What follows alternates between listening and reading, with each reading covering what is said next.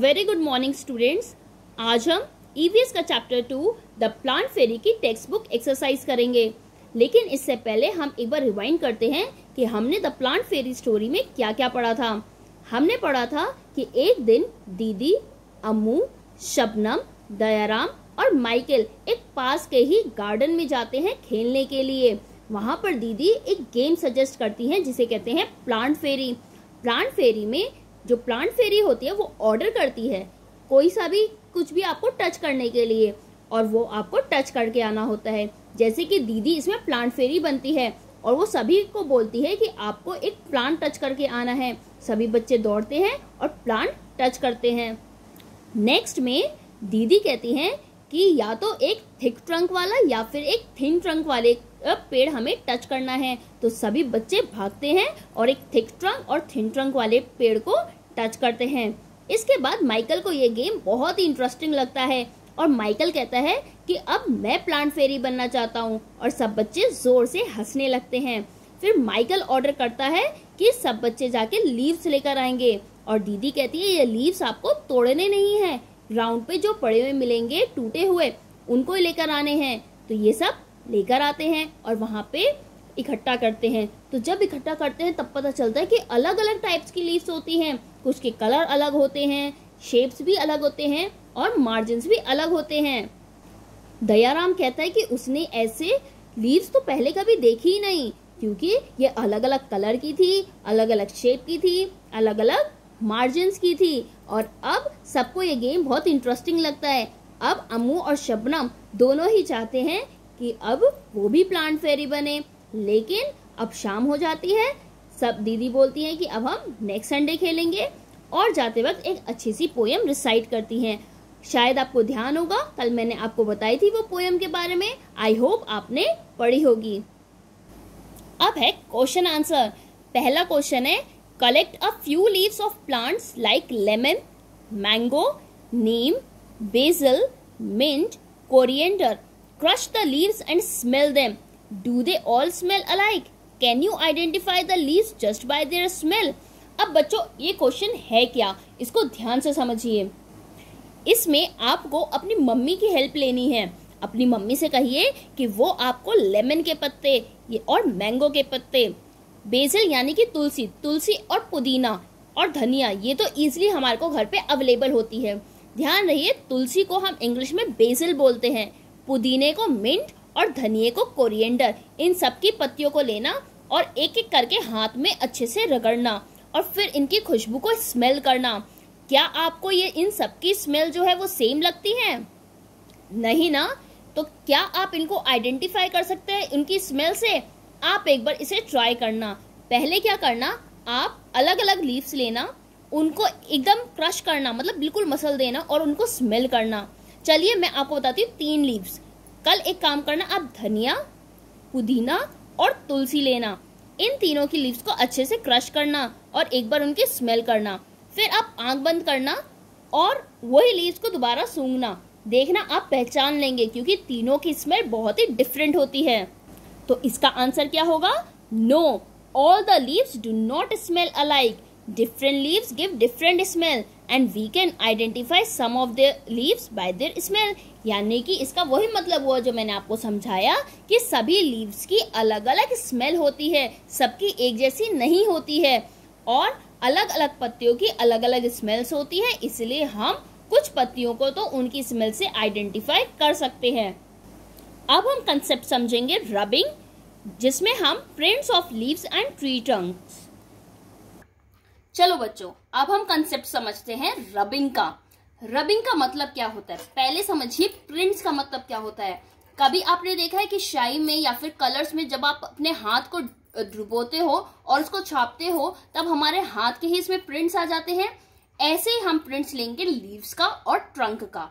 अभी फिलहाल मैं आपको लीव्स का प्रिंट समझाऊंगी। देखिए ये क्या है, मेरे पास एक पत्ती है, और इस पत्ती को हम यहाँ से नहीं यहां से यूज करेंगे। अब आप देख सकते हैं कि इसका जो सरफेस है वो बहुत ही रफ है, और मेरे पास एक और पत्ती है, ये है ग्रेप्स की, और इसका सरफेस जो है वो बहुत पतला है, बहुत ही सॉफ्ट है। अब इन दोनों में डिफरेंस क्या आएगा जब हम रबिंग करेंगे? आइए देखते हैं कि रबिंग होता क्या है। मैं इस पत्ते को यहां पे रखूंगी और इसके ऊपर एक पेपर रखूंगी। अब हम कोई सा भी एक क्रेयॉन्स ले लेंगे। सपोज मैंने एक रेड कलर का क्रेयॉन लिया है। ध्यान रखें कि इसको अच्छे से दबा लें और फिर हम इसको कलर करेंगे।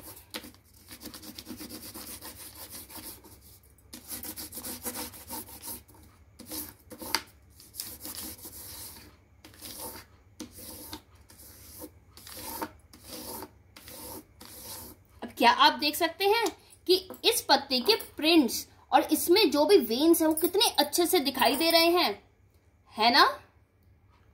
अब आपने देखा कि इसका ये जो सरफेस था ये बहुत ही रफ था, इसलिए देखो हमारे को कितनी सुंदर इसकी पत्ती की हमारे को प्रिंट्स मिले हैं।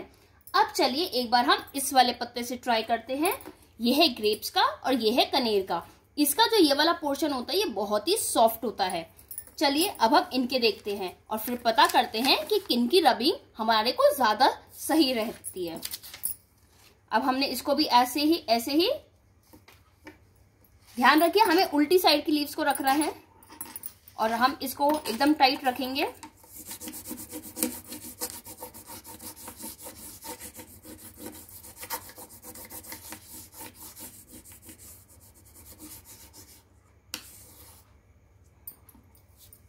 और ये है कनेर की।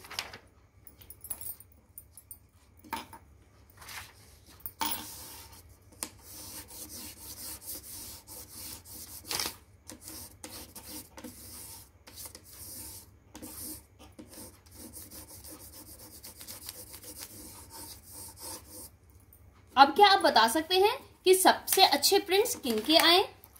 देखिए इसके पीछे ये कितना उभरा हुआ था। इसमें भी जो इसकी वेन्स थी वो काफी उभरी हुई थी, ये आप देख सकते हैं। हालांकि पत्ता सॉफ्ट था लेकिन इसकी वेन्स उभरी हुई थी और इसमें इसकी वेन्स इतनी उभरी हुई नहीं थी। तो रबिंग सबसे सही किस में होता है? जिनका सरफेस बहुत ज्यादा रफ होता है। अब देखिए मेरे पास एक और लीफ है, ये है कोरिएंडर की लीफ। कोरिएंडर मतलब होता है धनिया। अब एक बार मैं इसके भी प्रिंट लेती हूं। मैं क्या करूंगी, इसको ऐसे रखूंगी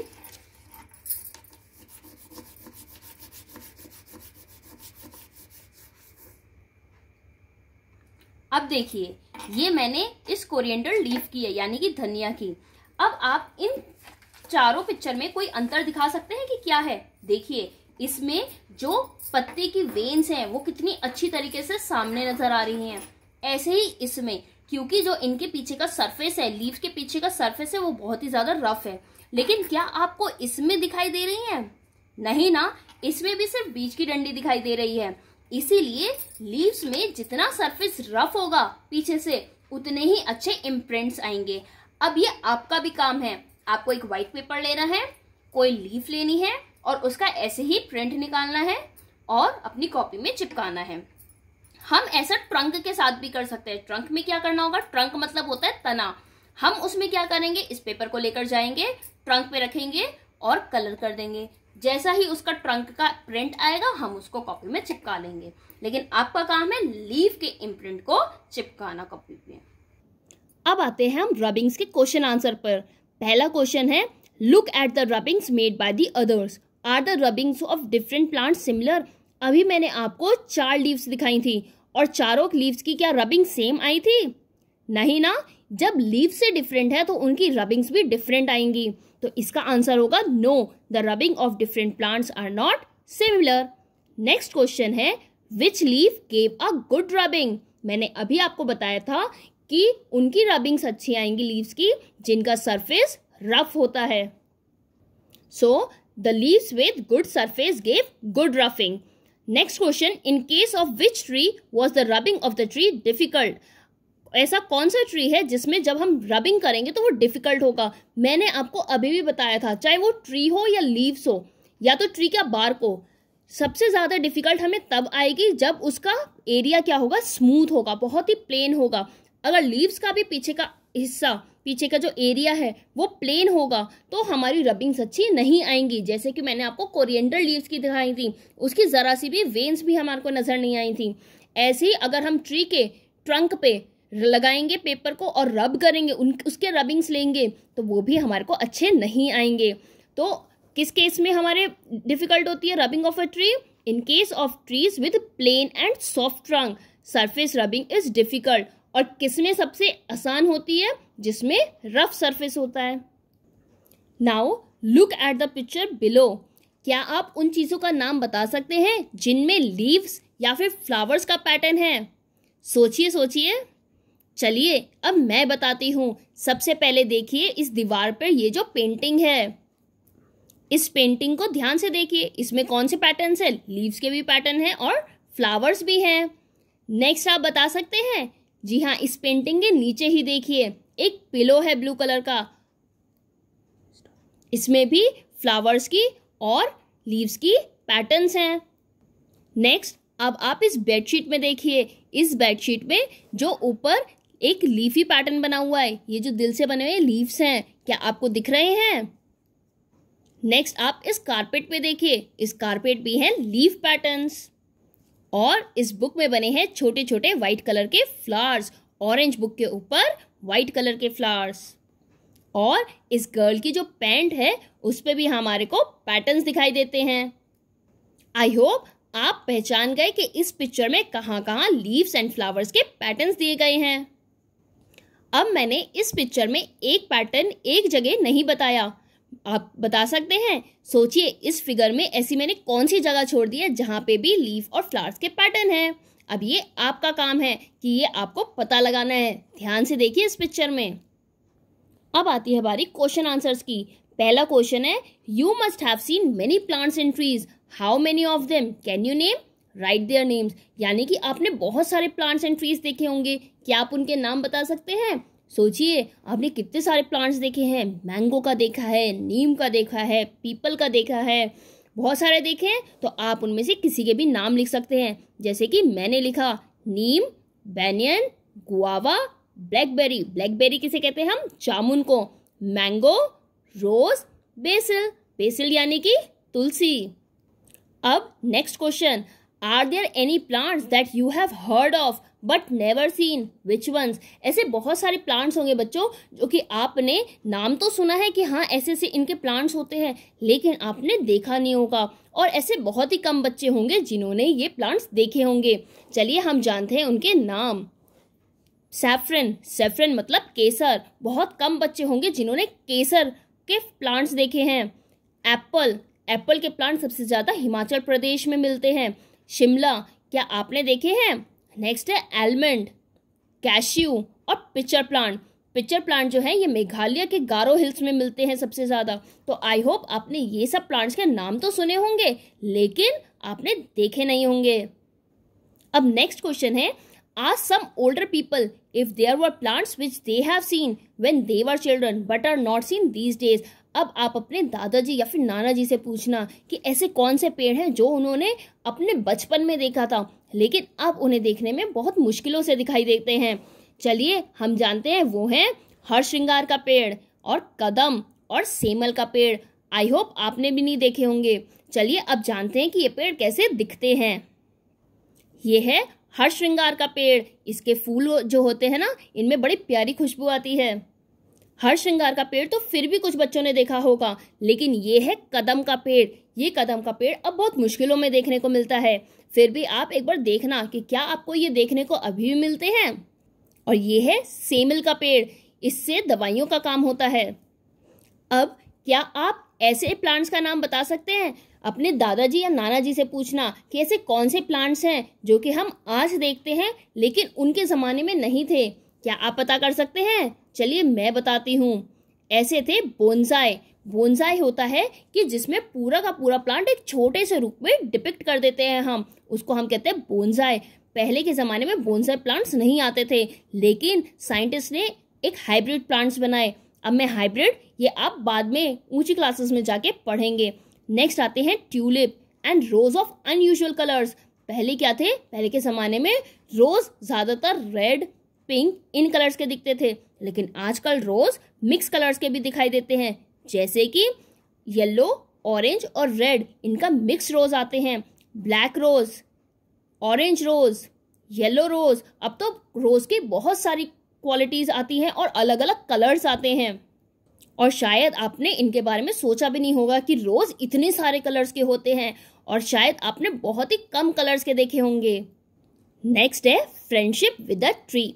इसमें आपको क्या करना है, आप अपने घर के पास या फिर अपने स्कूल में एक पेड़ से दोस्ती कर लीजिए, और फिर आप एक काम कीजिए, रोज सुबह और शाम उसका ख्याल रखिए, रोजाना पानी डालिए और उस पेड़ से अच्छी सी दोस्ती कर लीजिए।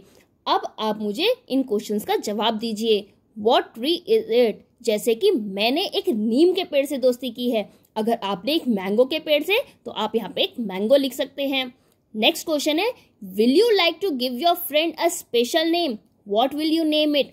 एक बात बताओ बच्चों, अगर आप घर में एक पेट भी लाते हो तब भी उनका नाम रखते हो, और ये तो ट्री आपका दोस्त है, क्या आप भी इसका नाम रखना चाहते हो? कुछ भी रख सकते हैं, जैसे कि मैंने रखा green friendly giant. Next question है, does the tree bear flowers और फ्रूट्स? क्या उस पेड़ में फूल और फल उगते हैं? तो मेरा आंसर है यस, क्योंकि नीम में फ्लावर्स और फ्रूट्स दोनों होते हैं। जैसे अगर आपने मैंगो से दोस्ती की है तो मैंगो के पेड़ में भी फ्लावर्स और फ्रूट्स दोनों आते हैं, लेकिन अगर किसी बच्चे ने अशोका के पेड़ से दोस्ती की है तो इसमें क्या आते हैं? कुछ नहीं आते, ना तो फ्रूट्स आते हैं और ना ही फ्लावर्स आते हैं। Next question, how do the leaves of a tree looked?